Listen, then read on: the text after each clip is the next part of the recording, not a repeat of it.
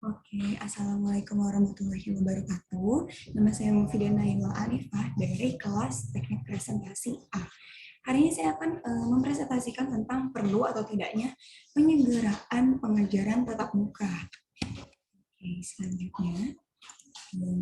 Jadi awal mulanya itu kita bahas dulu kronologi PJJ akibat pandemi. PJJ ini dimulai semenjak Indonesia dilanda pandemi COVID-19.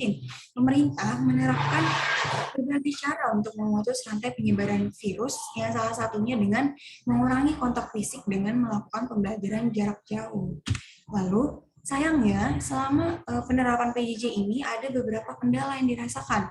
Yang pertama itu waktu pembelajaran menjadi kurang, lalu yang kedua sulit berkomunikasi dan membimbing murid dari jauh, lalu yang ketiga orang tua kesulitan mendampingi anak untuk belajar karena sulit untuk membagi waktu antara mendampingi anak, mengurus rumah atau melakukan pekerjaan, dan yang keempat murid kesulitan berkonsentrasi di rumah karena di rumah itu terdapat banyak gangguan seperti misalnya diganggu oleh adik atau diganggu oleh hewan peliharaan atau mungkin terganggu oleh bisingnya kendaraan dan jualan yang lalu di depan rumah seperti itu.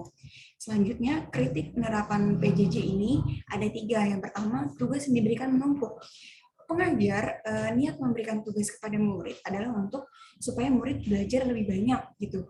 Namun sayangnya tugas yang diberikan terlalu banyak sehingga menumpuk. Lalu yang kedua, tidak seefektif pembelajaran tatap muka. Tentu kita banyak kendalanya ketika belajar secara online. Dan yang ketiga adalah sulit beradaptasi dengan teknologi.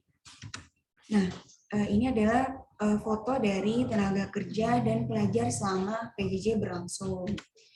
Nah, sebelumnya terdapat wacana dimulainya pembelajaran tatap muka atau PTM terbatas.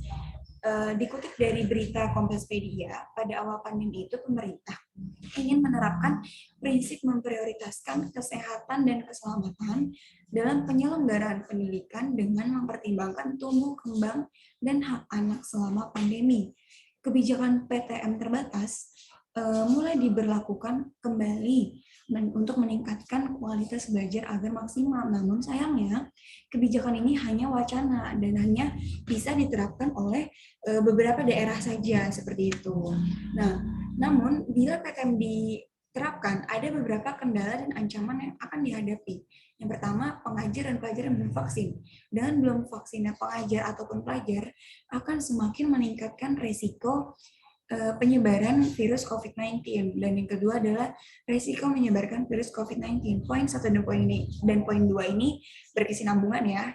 Lalu yang ketiga ini proses adaptasi kebiasaan baru, di mana selama 1 tahun ke belakang kita sudah melakukan PJJ atau belajar jarak jauh di rumah secara online. Nah, ketika akan diterapkan PTM, tentu kita butuh adaptasi kebiasaan baru yang mungkin memakan waktu cukup banyak gitu. Lalu yang keempat adalah izin dan persetujuan orang tua seperti itu. Nah, ini berikut adalah solusi agar PJJ berjalan aktif. Menurut saya ada 4 poin untuk solusi tersebut. Yang pertama adalah mengambil kelas tambahan untuk memperdalam materi dari guru seperti mengikuti online course dan sejenisnya. Lalu yang kedua adalah mengatur waktu bersantai agar tidak stres.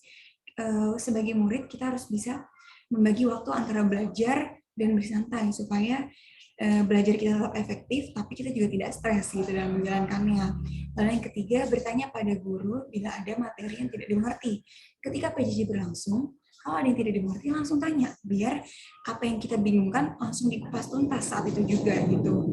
Dan yang keempat ada selama PJJ berlangsung, hindari hal-hal yang dapat mengganggu fokus. Misalnya kita sering terganggu fokusnya oleh handphone, oleh chat dari teman atau sosial media, maka kita lebih baik menghindari hal tersebut gitu. Nah, sekian penjabaran dari saya. Claudia, mohon maaf. Wassalamualaikum warahmatullahi wabarakatuh.